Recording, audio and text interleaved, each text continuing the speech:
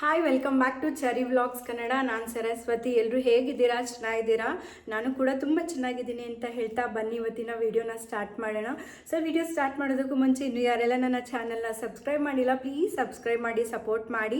ಹಾಗೆ ಪಕ್ಕದಲ್ಲಿರೋ bell ಐಕನ್ನ click ಮಾಡೋದ್ರಿಂದ ನಾನು ಮಾಡೋ ಹೊಸ ವಿಡಿಯೋಗಳ ನೋಟಿಫಿಕೇಷನ್ ನಿಮಗೆ ಬರುತ್ತೆ. ಸೊ ವಿಡಿಯೋನ ಸ್ಕಿಪ್ ಮಾಡದೆ ಕೊನೆವರೆಗೂ ನೋಡಿ. ಇವತ್ತಿನ ಟಾಪಿಕ್ ಏನು ಅಂತ ಹೇಳಿದ್ರೆ, ನಾವು ಗೊತ್ತಿದ್ದೋ ಗೊತ್ತಿಲ್ಲದೇನೋ ಕೆಲವೊಂದು ವಸ್ತುಗಳನ್ನ ನಾವು ದೇವ್ರ ಮನೆಯಲ್ಲಿ ಇಟ್ಟಿರ್ತೀವಿ. ಯಾವುದೆಲ್ಲ ವಸ್ತುಗಳು ನಮಗೆ ಗೊತ್ತಿಲ್ಲದೆ ನಮ್ಮ ದೇವ್ರ ಮನೇಲಿ ಇಟ್ಟಿರ್ತೀವಿ, ನೋಡ್ಕೊಂಡು ಬರೋಣ ಬನ್ನಿ. ಕೆಲವೊಂದು ಸರಿ ನಮ್ಮ ದೇವ್ರ ಮನೆಗಳಲ್ಲಿ ನಾವು ಒಂದೊಂದು ವಿಗ್ರಹಗಳನ್ನ ಇಟ್ಟು ಪೂಜೆ ಮಾಡ್ತಿರ್ತೀವಿ. ಅಂದರೆ ಗಣೇಶ ಆದರೆ ಒಂದು, ಲಕ್ಷ್ಮಿ ಆದರೆ ಒಂದು, ಯಾವುದೇ ಮೂರ್ತಿಗಳಾದರೂ ಒಂದು ಮೂರ್ತಿ ಇಟ್ಟು ಪೂಜೆ ಮಾಡ್ತಿರ್ತೀವಿ. ಯಾವುದೇ ಕಾರಣಕ್ಕೂ ಒಂದು ಮೂರ್ತಿನ ಪೂಜೆ ಮಾಡಬಾರ್ದು ಅಂತ ಹೇಳ್ತಾರೆ. ಅದೇ ರೀತಿ ಎರಡು ಇರಬೇಕು, ಲಕ್ಷ್ಮಿ ಆದರೆ ಎರಡು, ಗಣೇಶ ಆದರೆ ಎರಡು, ಈ ಥರ ಇಟ್ಟು ಪೂಜೆ ಮಾಡಬೇಕು. ಇನ್ನು ಎರಡನೇದಾಗಿ ದೇವ್ರ ಮನೆಯಲ್ಲಿ ಪೂರ್ವಜರ ಫೋಟೋ ಇಟ್ಟು ಪೂಜೆ ಮಾಡಬಾರ್ದು ಅಂತ ಹೇಳ್ತಾರೆ.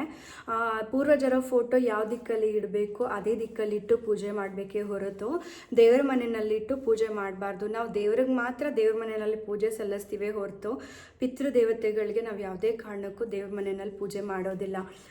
ಕೆಲವರು ಮಾಡೋದಿಲ್ಲ, ಕೆಲವೊಬ್ಬರು ಮಾಡ್ತಾರೆ. ಮಾಡಿರೋದು ಫೋಟೋಗಳನ್ನ ನಾನು ಸುಮಾರು ಮನೆಗಳಲ್ಲೂ ಕೂಡ ನೋಡಿದ್ದೀನಿ. ಯಾವುದೇ ಶಾಸ್ತ್ರದಲ್ಲೂ ಕೂಡ ದೇವ್ರ ಮನೆಯಲ್ಲಿ ಪಿತೃದೇವತೆಗಳ ಫೋಟೋ ಇಟ್ಟು ಪೂಜೆ ಮಾಡಬಾರ್ದು ಅಂತಲೇ ಹೇಳ್ತಾರೆ ಹೊರತು ಇಟ್ಟು ಮಾಡಬಾರ್ದು. ಸೊ ಯಾರಾದರೂ ಮಾಡ್ತಿದ್ರೆ ಸೊ ಚೇಂಜ್ ಮಾಡ್ಕೊಳ್ಳಿ. ಮಾಡಿದ್ರೆ ತುಂಬಾ ಮನೆಗೆ ಅನಾಹುತಗಳಾಗತ್ತೆ. ಸೊ ಆದಷ್ಟು ದೇವ್ರ ಪೂಜೆ ರೂಮಲ್ಲಿ ದೇವ್ರ ಫೋಟೋಗಳನ್ನ ಇಟ್ಟು ಪೂಜೆ ಮಾಡಬೇಕು. ಇನ್ನು ಮೂರನೇದಾಗಿ ಏನು ಅಂತ ಹೇಳಿದ್ರೆ, ಇವಾಗ ದೇವ್ರ ಫೋಟೋಗಳು ಏನಾದರೂ ಎರಡೆರಡಿತ್ತು ಅಂತ ಹೇಳಿದ್ರೆ ನಿಮ್ಮ ದೇವರ ಮನೆಯಲ್ಲಿ ಲಕ್ಷ್ಮೀ ಫೋಟೋ ಅಥವಾ ವಿಘ್ನೇಶ್ವರನ ಫೋಟೋ ಇಲ್ಲ ಮನೆ ದೇವರ ಫೋಟೋ ಯಾವುದೇ ಫೋಟೋಗಳಾಗಲಿ ಎರಡೆರಡು ಇರಬಾರ್ದು ಅಂತ ಹೇಳ್ತಾರೆ. ಸೊ ಮೂರ್ತಿಗಳಾದರೆ ಎರಡು ಮೂರ್ತಿಗಳನ್ನ ಇಟ್ಟು ಪೂಜೆ ಮಾಡಬೇಕು. ಅಂದರೆ ವಿಗ್ರಹಗಳು. ಫೋಟೋ ಏನಾದರೂ ಇತ್ತು ಅಂತ ಹೇಳಿದ್ರೆ ಫೋಟೋನ ಒಂದೇ ಪೂಜೆ ಮಾಡಬೇಕು. ಎರಡೆರಡು ಫೋಟೋಗಳನ್ನ ಯಾವುದೇ ಕಾರಣಕ್ಕೂ ಪೂಜೆ ಮಾಡಬಾರ್ದು. ಸೊ ಯಾರಾದರೂ ಎರಡೆರಡು ಫೋಟೋ ಇಟ್ಟು ಪೂಜೆ ಮಾಡ್ತಿದ್ದೀರಿ ಅಂತ ಹೇಳಿದ್ರೆ ಒಂದು ಫೋಟೋ ಇಟ್ಟು ಪೂಜೆ ಮಾಡಿ, ಇನ್ನೊಂದು ಬೇಕಂದರೆ ನೀವು ತೆಗೆದ್ಬಿಟ್ಟು ದೇವಸ್ಥಾನಕ್ಕೂ ಕೂಡ ಕೊಡ್ಬೋದು. ಇನ್ನು ನಾಲ್ಕನೇದಾಗಿ ಏನು ಅಂತ ಹೇಳಿದ್ರೆ, ಈ ಶನಿದೇವರ ಮತ್ತು ಕಾಲಭೈರವೇಶ್ವರ ಅಥವಾ ರುದ್ರದೇವತೆಗಳ ಫೋಟೋನ ದೇವರ ಮನೆಯಲ್ಲಿಟ್ಟು ಪೂಜೆ ಮಾಡಬಾರ್ದು ಅಂತ ಹೇಳ್ತಾರೆ. ಯಾವುದೇ ಪುರಾಣಗಳ ಪ್ರಕಾರ ದೇವ್ರ ಮನೆಯಲ್ಲಿ ಈ ಥರ ಯಾವುದೇ ಫೋಟೋಗಳನ್ನ ಇಟ್ಟು ಪೂಜೆ ಯಾರೂ ಮಾಡೋದಿಲ್ಲ, ಮಾಡಲೂ ಕೂಡ ಬಾರ್ದು ಅಂತ ಹೇಳ್ತಾರೆ. ಸೊ ಯಾರಾದರೂ ಈ ಥರ ಫೋಟೋಗಳಿತ್ತು ಅಂತ ಹೇಳಿದ್ರೆ ಮನೆಯಲ್ಲಿ ಕಲಹಗಳು, ಜಗಳಗಳು ಮತ್ತು ಮನಸ್ತಾಪಗಳು ಜಾಸ್ತಿ ಮತ್ತು ಅನಾರೋಗ್ಯ ಜಾಸ್ತಿ ಇರುತ್ತೆ. ಸೊ ಆದಷ್ಟು ಯಾರಾದರೂ ಈ ಥರ ಫೋಟೋಗಳನ್ನ ಇಟ್ಕೊಂಡು ರೌದ್ರ ರೂಪ ಇರೋವಂಥದ್ದು, ಯಾವಾಗಲೂ ಮನೆಯಲ್ಲಿ ಶಾಂತ ಮೂರ್ತಿ ಫೋಟೋಗಳನ್ನ ಇಟ್ಟು ಪೂಜೆ ಮಾಡಬೇಕೇ ವಿನಃ ರೌದ್ರ ರೂಪವಾಗಿರುವಂಥದ್ದು ಮತ್ತು ಶನಿದೇವರ ಫೋಟೋ, ಕಾಲಭೈರವೇಶ್ವರ ಅವರೆಲ್ಲ ಬಂದ್ಬಿಟ್ಟು ತುಂಬಾ ಪವರ್ಫುಲ್ ದೇವರುಗಳು. ನಾವು ಮಡಿಯಿಂದ ಮಾಡಬೇಕು ಯಾವುದೇ ಪೂಜೆ ವ್ರತ ಮಾಡಿದ್ರು. ಸೊ ನಾವು ಆ ಥರ ಮಾಡೋಕ್ಕಾಗಲ್ಲ ಅನ್ನೋ ಸಂದರ್ಭದಲ್ಲಿ ಈ ಥರ ಫೋಟೋಗಳನ್ನ ಮನೆಯಲ್ಲಿಟ್ಟು ಪೂಜೆ ಮಾಡಬಾರ್ದು ಅಂತ ಹೇಳ್ತಾರೆ. ಸೊ ಯಾರೆಲ್ಲ ಆ ಥರ ಫೋಟೋಗಳಿಟ್ಟು ಪೂಜೆ ಮಾಡ್ತೀರೋ ದಯವಿಟ್ಟು ಪೂಜೆ ಮಾಡಬೇಡಿ ಅಂತ.